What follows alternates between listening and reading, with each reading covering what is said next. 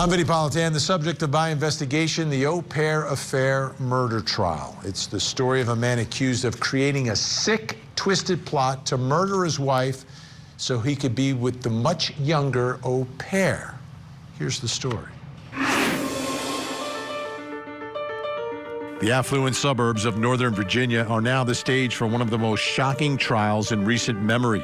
Prosecutors say former IRS agent Brendan Banfield plotted an elaborate murder scheme to kill his wife Christine and a stranger, Joe Ryan, in their Herndon home in February of 2023 so he could be with the family's live-in au pair, Juliana Magalise. Jurors have heard how Banfield allegedly posed online under his wife's identity to lure Ryan for a sexual encounter involving a knife, then shot him and stabbed Christine, attempting to stage the scene as an intruder attack. The au pair pleaded guilty to manslaughter in Ryan's death and testified for prosecutors about the plan. Meanwhile, Banfield has taken the stand in his own defense, admitting to the affair but denying any murder, leaving his fate in the hands of the jury. There are many layers to this story when it gets into betrayal and alleged motive and things that were happening, the dynamics inside the home in this love triangle turned into an alleged double murder.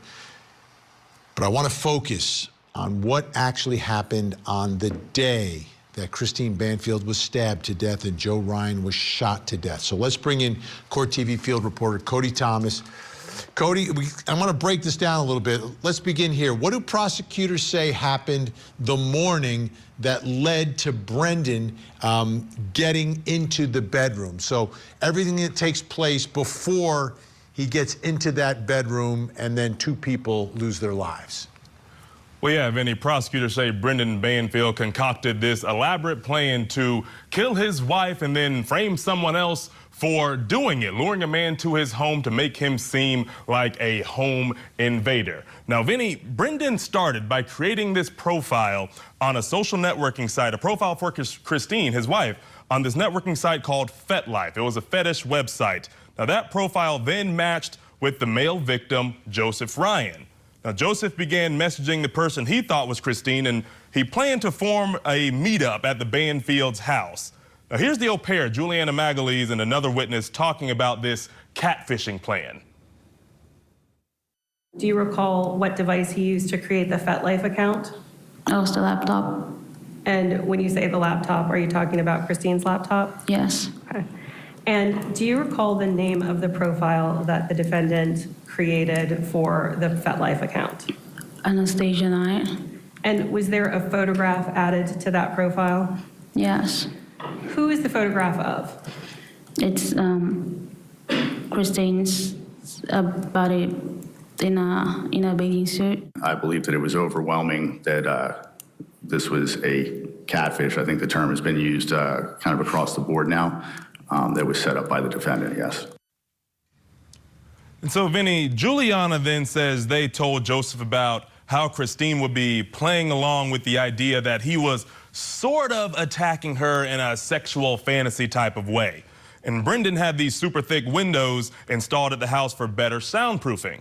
So then, Vinnie, that morning, Christine bought tickets for her daughter and Juliana to go to the zoo that day. They were going to leave early that morning, and Juliana says they drove back to the house because she forgot their lunches, all part of the supposed plan. Now, Brendan seemingly leaves for work, but he instead sits in a nearby McDonald's parking lot. And the plan was for Juliana to call him when she saw Joseph pretending to be a strange man, and Brendan would rush home. Here's Juliana testifying about that. He was going to stay. He was going to go to the McDonald's, which is say 5-6 minutes away from our house by the clock tower, and he would stay there until whenever I called him. And what were you supposed to do? I was supposed to stay in the car with Valerie to put something on her iPad for her to watch. And as soon as I saw Juliana pulling up the driveway, I was supposed to give Christine a call, but her phone would be off, it would go to voicemail, and I was supposed to call him right away and tell him there was somebody strange coming to the house, and that I was scared. All right, Vinny, so here's where everyone was when Joseph Ryan was arriving at the house. Now, Juliana and the daughter are parked outside the house, then they go inside. Christine is asleep in the bedroom. Brendan is returning from McDonald's, the video we just saw. Now, Brendan, the au pair, and the daughter all go into the basement first. Then Brendan and Juliana go upstairs and go into the master bedroom. Here's Brendan himself on the stand claiming that he didn't know what was happening and why he says he went up to the bedroom. Take a listen. So what made you stop from your initial thought of leaving and getting the lunches and letting Juliana and Valerie go to the zoo?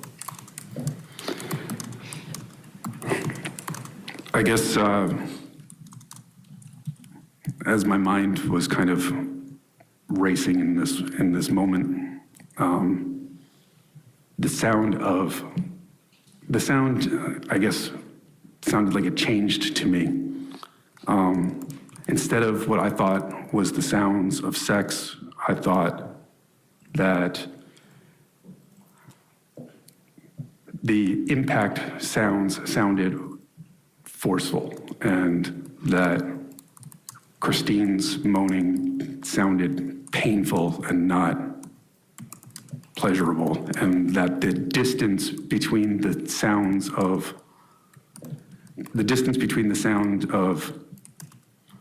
the skin-on-skin contact sounded too far apart for sex, and I thought that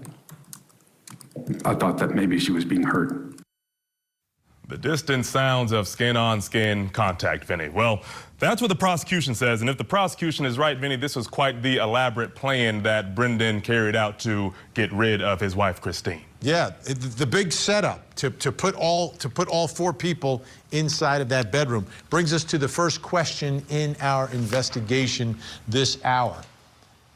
Did prosecutors prove what led up to Brendan Banfield going into the bedroom? I'm talking about the setup, the catfish, the McDonald's ruse, the left lunches that they had to go back for, the concern to come back from McDonald's because somebody was in the house. Joining me, trial attorney Michelle Thomas and criminal defense attorney, host of the Defense Diaries podcast, Bob Mata. Great to see you both. Bob, I'll start with you. Do you think prosecutors proved this part of the story, which is kind of like the setup to get Brendan into the bedroom? I mean, I think with Brendan's help, they did.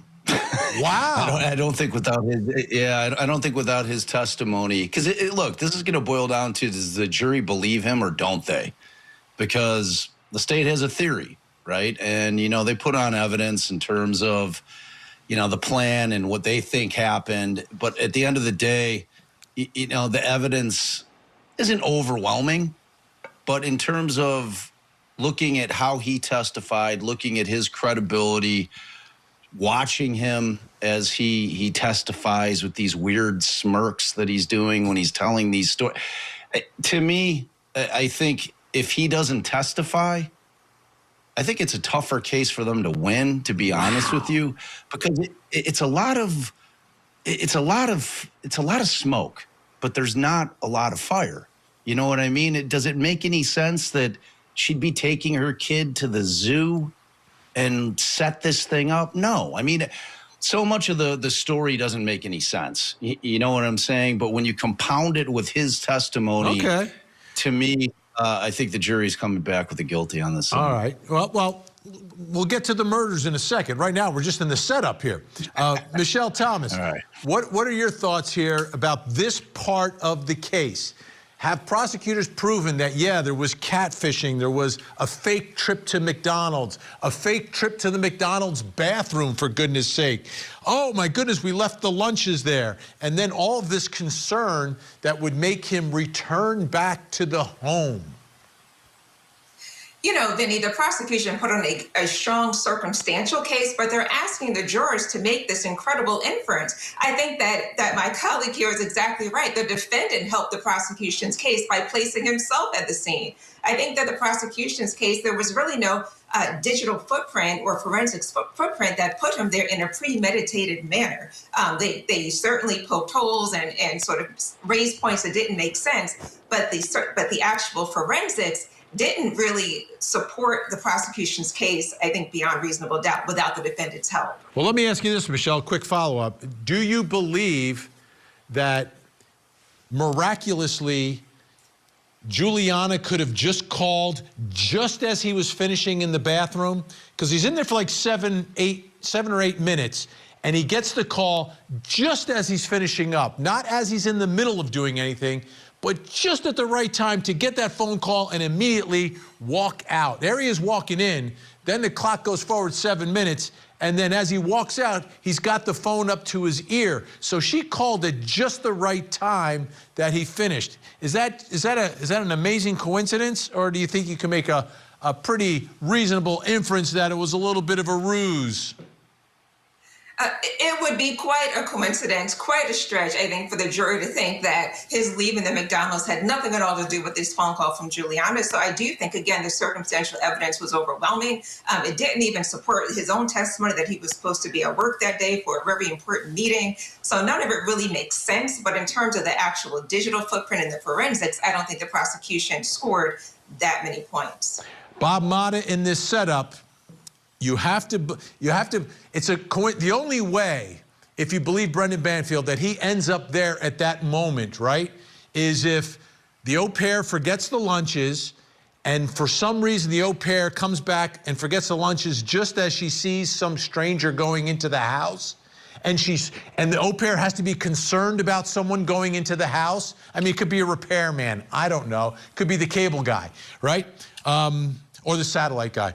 And then he just happens to have to go to the bathroom at McDonald's for just the right amount of time that when he finishes, he gets the call. Because if he doesn't go to the bathroom at McDonald's, he is another, 10 to 15 minutes away from the house. He may not even turn around to go back. What are your thoughts about that? Morning constitutionals, man. Everybody's got to do that, right? You got to get up, and sometimes it just rears its... I kid, but to me, the coincidences are hard to overcome. But when you're trying to convict somebody of murder, you need more than coincidences. We've got more. The thing about this... We've got more. We do. We've got more show for you. We've got more show for you. Michelle Thomas. We do. Thank you so much. Bob's going to stick around. Coming up next, did prosecutors prove what happened inside the bedroom? I don't think that there can be any reasonable doubt that Mr. Banfield has committed each and every one of the offenses that we have put before you today. Did an affair lead to double murder? The Commonwealth's Attorney's Office has secured an indictment against Brendan Banfield for the murder of his wife, Christine, and the murder of Mr. Ryan. Prosecutors allege the defendant planned to run away with the family's au pair. So he killed his wife and another man. He was saying, I'm gonna kill her, I'm gonna kill her. It's a case of sex, lies, and deadly deception. The Au Pair Affair murder trial. Live coverage weekday mornings on Court TV. Christine Banfield died as a result of 7 stab wounds to her neck. She suffered massive blood loss. Joe Ryan was shot twice. Once in the head by Brendan Banfield, incapacitating him. The second time by Juliana in the chest, tearing a large hole through his heart and lodging in his spine. It was a very gruesome murder scene. 2 people killed. One is shot, the other is stabbed. There's blood everywhere. It's complicated scene, and there's 4 people in there because you've got the 2 victims, Christine and Joe, and then you've got Brendan Banfield, the defendant, and his lover / the au pair, Juliana Magalese. Let's bring back in Court TV field reporter Cody Thomas. All right, let's go to now the most important part of this, right? What do prosecutors say happened that morning once Brendan entered the bedroom? Well, Vinny, they say Brendan got in the bedroom first, and then he exchanged some words with the male victim, Joseph Ryan. But then, Vinny, the au pair testifies that next, Brendan shoots Joseph Ryan and then stabs his own wife, Christine Banfield. Take a listen to this. From my point of view, all I could see was like Joe. At the moment I knew it was Joe, like on top of Christine. In a way, I would only describe holding her down. Brendan said he yelled, "Police officer," and Christine's first reaction, that was the first time I heard she say anything at that point. Then she yelled back at Brendan, saying, "Brendan, he has a knife." And yeah, that's when Brendan first shot Joe.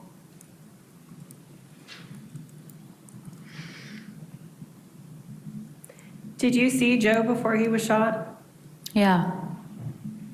What did he look like when he saw Brendan? Shocked.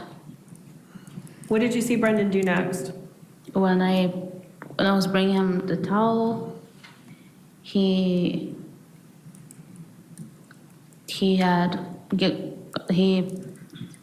got on top of her, and that's when I first saw him stab her with a knife. Where in her body was he stabbing her? Her neck. And Vinny, Juliana says after that, she also shot Joseph Ryan. And prosecutors also go on to say they believe that they staged their bodies a bit as well in that room. And Vinny, we also know that 911 was called multiple times. And during that first brief 911 call, Juliana says she made the call, but then Brendan looks at her and gives her like a hang up gesture. So then dispatch calls them back 2 minutes later, and then eventually 13 minutes after that, they call 911, and that's when first responders come. But of course, first responders were not able to save Christine or Joseph Ryan. That 13-minute gap is huge. Thanks so much, Cody. It brings us to the next question in our investigation.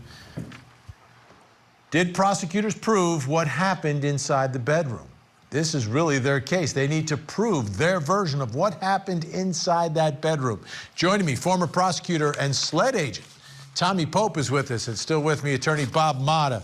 All right, Tommy, I'll give you first crack at it. Your thoughts here. It's a very complicated scene. It's a convoluted story. It's layered. It's crazy. But they've got to prove it. Did they prove what happened inside that bedroom? The stabbing of Christine by Brendan. I think they did. I think, you had to tie it in with the witness, which unfortunately, I'm assuming they made some hay with the plea bargain that she had. But I think they did as much as you can, recognizing it was staged, recognizing that you're having to piece together the story, not only from what she said, but what he said when he takes the stand. Yeah, Bob, Tommy looks like he's on your team here saying, you know what, they proved it. But yeah, the defendant helped a little bit here. Yeah, I'm still stuck on that. Without him testifying. And look, they had to have made the choice after the state's case in chief is over, whether or not he's going to testify. They must have thought, and I'm talking about the defense, that there was enough there that they had to put him on. And obviously it's a defense of others case, so you're typically going to want to hear from the defendant. But man, this story, in terms of just how bizarre it is, that must have been the most painful, 6-7 hours of this guy's life, trying to carefully speak about whether it was true or not true, but kind of layering through this incredibly detailed story to try to convince this jury that he's telling the truth. But at the end of the day, the one thing that really bothers me about this case, Vinny, more than anything else, is how is Ryan up there already? Meaning, was Christine, Well, it did took she time. actually invite him up? No, I don't think she invited him up. I think the door was left open, and he's able to gain entry into the door. That was the plan, according to the messages, and then went up to the room. And this is a case where she thinks she's actually being raped. This is according to prosecutors, while he believes he's pretending to rape her. So that's the situation. Like, the plan could be, you could say it's a brilliant criminal plan if you get away with it because, you know, of what's taking place here. He thinks he's a criminal, Vinny. He thinks he's a criminal acting as a criminal. And so she says no, or she says stop, and he's going, that's what she wants. You know, and so, I mean, he plays the part. You know, okay, where's the screaming, though? I'm a rapist. The windows are soundproof. The screaming? The windows. I'm talking about in terms of the au pair's testimony. Like, if you're gonna tell the story, why is she not making it appear that this was a forcible rape? Because when I listen to her testimony, he's got a knife, and he probably threatened her with. I mean, I don't know exactly how it went down, but if someone's got a knife and they're either going to stab you or you're going to do everything that they say, and he's play acting out this rape fantasy, what is a woman going to do? Some might fight back, but some might be afraid that they're going to get stabbed. I suppose this is a crazy case, man. Right. It took an IRS agent. Allegedly, it took an IRS agent to think it all up. But we'll see what the jury says about that. Tommy Pope, great to see you. Thanks so much. Bob Mata, always great. Defense Diaries, check it out. It's great work he does. Still to come. If they weren't arrested, would Brendan Banfield and the au pair still be together?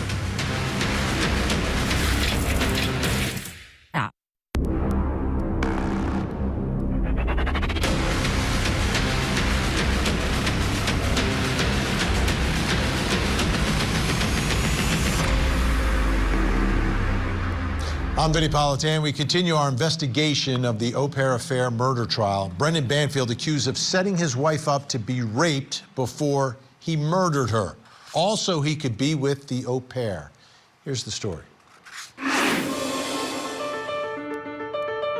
In a Fairfax County courtroom, the fallout from a brutal double homicide is playing out under the public eye.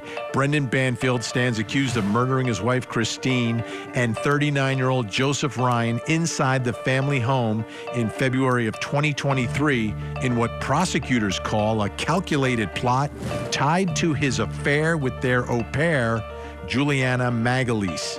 Jurors have heard allegations that Banfield and Magalese created a false online persona for Christine on a fetish site to lure Ryan for a staged encounter, then executed their plan. Magalese, who pleaded guilty to manslaughter, testified for the prosecution, described how Banfield allegedly shot Ryan and stabbed Christine. On the stand himself, Banfield admitted to multiple affairs but denied any murderous plot, insisting there was no plan to kill his wife. A jury now must decide who to believe. Such an important part of this story is the why of it, the alleged motive. Let's bring in Court TV field reporter Cody Thomas. So, Cody, when we talk about motive in this case, obviously, they are pointing to this relationship between Brendan and the au pair. Can you walk us through this relationship up until the time that Brendan gets arrested? Yeah, Vinny, it's pretty extensive, so I ask our viewers to follow along here. Now, what we know is that Juliana Magalese was hired as the au pair in October of 2021. But then the affair between her and Brendan, the sexual affair, begins just about a year later in August of 2022. Take a listen to her on the stand talking about that affair. At some point, while you were working for the Banfield family, did your relationship with the defendant change? Yes. How did it change? It became sexual, physical relationship. And do you recall when the relationship changed? It was August 2022. All right, Vinny, so let's look at some important exhibits from court documents and some important dates here. And we're going to begin with this image of Juliana at a gun range. Now, this is a photo of her at the gun range. We know that both Brendan Banfield and Juliana Magalhaes checked into their local gun range on 2 different dates in the months before the deaths of Joseph Ryan and Christina. Those dates are October 29th, 2022 and December 23rd, 2022. Both of those dates within 4 months of the 2 killings. Then, Vinny, we move forward to these pictures here. Now, these pictures are from a trip that Brendan and the au pair took to New York, and they are from January of 2023, a month before the killings. But these pictures, as we can see, just shows how close they really were to each other, despite Brendan being a married man at this time. Now, Vinny, we know that the killings happened in February of 2023, but let's take a look at body cam footage of Juliana from that day once police arrived, where we hear her initial story to police. Take a look. And I called her, why the car is here? And then she said, wait for me, I'll go there. Don't go inside with Valerie. And then he came back here. And we went inside. And then we went upstairs first, and then I went to see what's going on. And Brendan said, police dropped the knife, because he had a knife. And then he said, drop the gun to Brendan. They were yelling. I couldn't understand. It was super fast. Okay.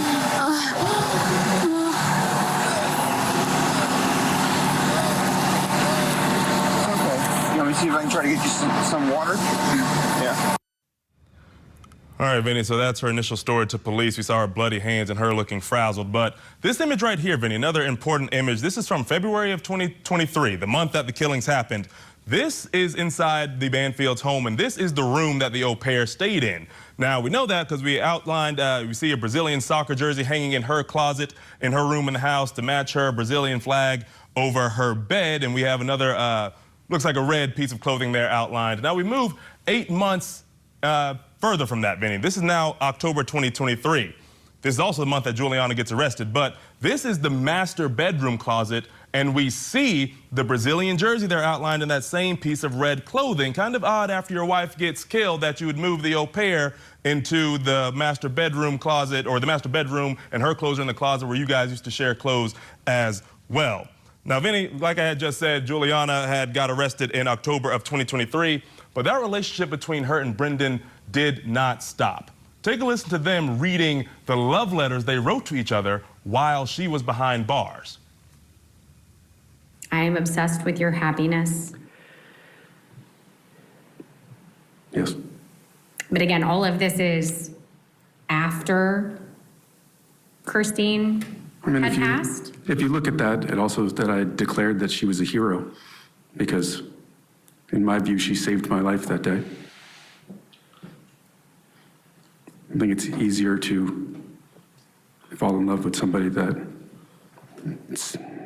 saved you. I would give my life for his, and I would never do anything to hurt him or against him. Whatever they're saying, whatever they want to believe, I don't care. I would take the blame for both of us. I would do anything for you. If they want me to turn against you, if they think or whatever they believe, and if they want to blame me for that, that's okay. I can take the blame. I'll never do anything to hurt you or against you. All right, Vinny, so we heard her say she wouldn't do anything to hurt him, but she ended up doing quite the opposite and flipped her story against him. And Vinny, according to reporting from the Washington Post, around the time of her arrest, they said, quote, in October, Perez Magalhaes sat down with police and prosecutors and provided a lengthy statement recanting the claim of a home invasion, court records show. She said Brendan Banfield had planned the killings and arranged for Ryan to appear at the house with a knife as a result of online discussions the 2 men previously had. And Vinny, take a listen to her talking about that alleged plan on the stand. So he didn't want to get divorced. Did he tell you what he wanted to do? Yes. What did he say? He mentioned his plan to get rid of her. And you said he mentioned his plan to get rid of her. Mm-hmm. Yeah. When did he talk about that first? I would say it was in October 2022. And so, Vinnie, after talking to police, the au pair Juliana eventually strikes this sweetheart deal with the prosecution. And according to more reporting from the Washington Post, they say, quote, Juliana Magalese, 24 years old, who had been charged with second-degree murder in the case, which drew international attention, pleaded guilty to a manslaughter charge. In exchange for her cooperation, prosecutors agreed to recommend that she be released on time served after the trial of her employer. And Vinnie, that all leads up to Brendan Banfield being arrested around September of 2024. Quite an extensive relationship leading up to that arrest. Oh, yeah. Thank you, Cody. So they both get arrested. That brings us to the next question in our investigation. If they weren't arrested, would Brendan Banfield and the au pair still be together? This gets to the heart of the motive, right? If the arrests don't happen, if police don't charge them, would they still be together? Joining me, private investigator Jason Jensen and journalist and media analyst Marquette Shepard. Great to see you both tonight. Marquette, I'll begin with you. What are your thoughts about this pair? If they don't get arrested, are they still together? You know, Vinnie, I don't think so. You have to look at her age. She's 24. And science tells us your brain is not fully developed until well into your 20s, at least 25. And then second, and most important, this relationship was built on deception. How can you live your life with someone when you started it out with lies, secrecy, and a plot to allegedly kill the wife, at the worst, at the very least, to backstab your employer? And I'm guessing it was a congenial relationship because she has a bedroom in the house. The mother is allowing the woman to take her small daughter to the zoo and go out on excursions all over the Washington, D.C. area. How can you live your life, peace of mind, and have love in your heart when the relationship starts out this bad? Jason Jensen, what are your thoughts here? Do you think if they don't get arrested, they live happily ever after? Well, that's an interesting question now, isn't it? In my 30-year history experience as a private investigator and doing litigation for family law, it's a common occurrence, really, that a extramarital relationship turns into a post-divorce relationship. Many times they survive, and sometimes like this, if it was built on deception, they don't last because the husband uses, in this case, the au pair at brainwash her and get her tied into this and take the rap for it. That's kind of where it all sounded like it was heading until there was this plea and it needed to take the stand as what we've witnessed this week.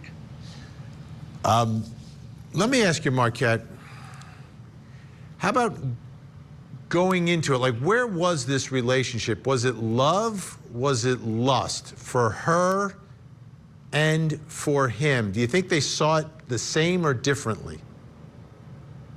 You know, I think that it could have been love, but you have to look at the power dynamics in any relationship. Here's a young woman in a brand new country.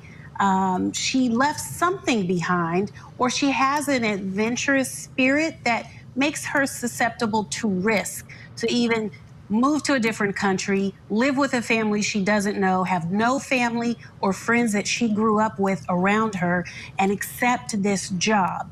And looking at him, he has a pretty stable career. It looks like they lived in a very nice home in a nice area. And so he has the power in terms of the money and the opportunity.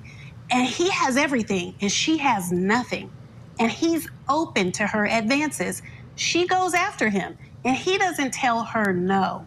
So the relationship happens, and while it very well could have been love, there's something more troubling here, and that's the power dynamics are off, and no one's setting a boundary in this relationship. The police are the ones, and the Commonwealth of Virginia are the ones who are setting the boundary.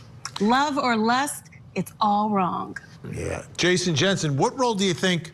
She's an au pair, so she has bonded and created a relationship with his daughter. What impact do you think that had on the relationship between the au pair and Brendan? The fact that, hey, you know, my daughter likes her. They get along. They have a relationship already. Well, yeah, you know, I think the child plays a valuable role in this. Remember that movie in the 80s, The Hand That Rocks the Cradle? Oh, yeah. This is really a story that follows that plot line of that movie, where the babysitter becomes the surrogate mother and the wife to the husband and wants to eliminate the mom and the wife from the picture. And that's really what it seemed to be wanting to play out here. That was a chilling movie. A good one, though. Jason, and great analogy. Jason Jensen, great to see you. Marquette Shepard, great to have your insight as well. Thank you both. Coming up next, why did Juliana Magalhães change her story? Brendan Banfield and Juliana Perez Magalhães colluded to kill Joseph Ryan and Christine Banfield. 9 hours of back-to-back true crime cases every Saturday. This is crazy. On America's original true crime obsession. 48 hours on Court TV. Saturday starting at 3/2 Central on Court TV. The tragic murder of Keith Canero and his entire family. This one is the most brutal case that I've seen in my experience here. The Mansion Murders Trial. Live coverage weekday mornings, 8/7 Central on Court TV. It's breaking her. I don't know. What? It's breaking her. I heard, like, I don't know what was that. And Brendan said, "Please drop the knife, because he had a knife." And then he said, "Drop the gun" to Brendan. They were yelling. I couldn't understand. That's Juliana Magalhães' initial story, and that's the morning of the killings. And she is there telling a story that pretty much aligns with Brendan Banfield's version of what happened. But circumstances seem to change a little bit. Take a listen to Juliana here on cross-examination, talking about the change in the relationship as the story starts to evolve. Living in Brazil did not work out for Brendan. Not culture, Valerie's family, career, not anything. That's I'm getting this idea out of his head and telling him it's okay to move on with his life. That's what makes me more upset, knowing that my trial would have been this week and the next, and that this would have come to an end one way or another. But what can I do? And yes, it will be November. The son of a bitch better to think, not to think about moving again. I'm already pissed off at him because for the third time this week, he said he would come see me today and everything, but he didn't come. So remember, she's arrested first. She's behind bars, and now she's getting upset. He said he was going to visit me. He's not visiting me. You know, there's a change in this relationship and her thoughts about Brendan. Now, take a listen to more of her cross-examination here, talking about the changing of the story. Well, you're testifying before. I withheld the truth for a long time just to myself. And it was a lot for me to deal with. Okay. And I just couldn't do this anymore. It was too much for me. Now let's listen to the defense making a closing argument to the jury about her testimony. Juliana made it up. She told the Commonwealth what they wanted to hear, and without question, they just took it as their story. She told this lie to secure herself a deal that benefited her. And that brings us to the final question in our investigation this hour. Why did Juliana Magalhães change her story? Joining me, two great criminal defense attorneys. Peter Ellikin is with us, and Don Milarczyk. Great to see you both tonight. Peter, why did she change her story? Vinnie, talk about being on the incentive program. I mean, here she is sitting in jail for 2 years behind bars, charged with murder, facing decades in prison, missing her family in her native country, and suddenly it's like the heavens open up. A prosecutor comes up to her and says, we'll let you go free after the trial's over, and you know, you can go back to your country, back to your family. And then on top of that, icing on the cake, she's getting financial offers from Netflix came to her, and Hulu and different series and all that. So she'll have money also. And obviously any criminal defense attorney is going to make huge hay over that, just saying there's something in it for her to lie. In fairness to the prosecution, though, she very well may be telling the truth. It's often hard in criminal cases that we see to find the independent, non-biased person ready to testify. I mean, normally a fight happens in a bar, and who comes to the trial to testify? Well, your friends who are with you in the bar, your family. And we all, you know, everybody would love to have that independent witness who's walking down the street, sees a crime happening, doesn't know anybody, and they're the perfect independent, non-biased. But otherwise, you got to take your testifiers as you find them. Yeah, and Peter, I guess you get a lot of those barroom brawls up in Boston, right? One or two there. Yeah, one or two. People have been known to have, you know, a couple of beers. All right, Don, what are your thoughts here? Why did she change her story? Was it to tell the truth, the whole truth, and nothing but the truth? No. Vinny, it turns out she doesn't like jail. She doesn't like prison. I mean, think about this, right? She sat there for a year and didn't say anything. And during that year, what is she doing? She's reviewing all the evidence with her attorney. She's going over all the options. They're talking about what a trial's going to look like and the likelihood of success or possible failure. They're talking about decades and decades of prison. And you know the prosecutor's going to them and saying, look, we think the husband is involved, but we can't charge him. We don't have enough evidence. And here's where I think the prosecution made a crucial mistake. They overplayed their hand. They lost a lot of credibility by giving her such a sweetheart deal. I mean, Vinny, she goes from decades in prison to walking out the door potentially on Monday. She could get credit for time served and out the door. That is too much of a sweetheart deal. She loses all credibility. The prosecution loses all credibility. She waited too long to tell the story. He's not seeing her. Brendan's not coming to the jail. She's getting angry. She's talking to her lawyers, and she wants the easy way out. And this is it. Gift wrapped by the prosecution, sold to her. She took it, and I can't blame her. Yeah, we only have like 10 seconds left here. 5 seconds each, guys. What are your thoughts about the verdict here? Peter? It looks like a not guilty. The prosecution overplayed their hand. Sorry. Yeah, I think they did. There's just too much reasonable doubt here. It could go either way, but I think they just didn't nail it with any, forensics. Gotcha. Two potential not guilties, folks. Make sure you're tuning in. Great job, Peter Elkin, Don Milarczyk. Yeah, I saw it in the back there. We're out of time, unfortunately. Okay. This au pair is a terrible person. I say that because she has admitted to taking part in this plot to kill Christine and Joe Ryan. The affair is also a big problem, but Brendan, I think, is more at fault. Regardless of who made the first move, he's married, he has a family, he knows better. Plus, as her boss, as our guest mentioned, he's in a position of power over her. But in the end, there was a reason why they were together. They have a lot in common. They are both just plain awful. The question is, will the jury agree? I'm Vinnie Politan. We'll keep digging for answers as the investigation continues.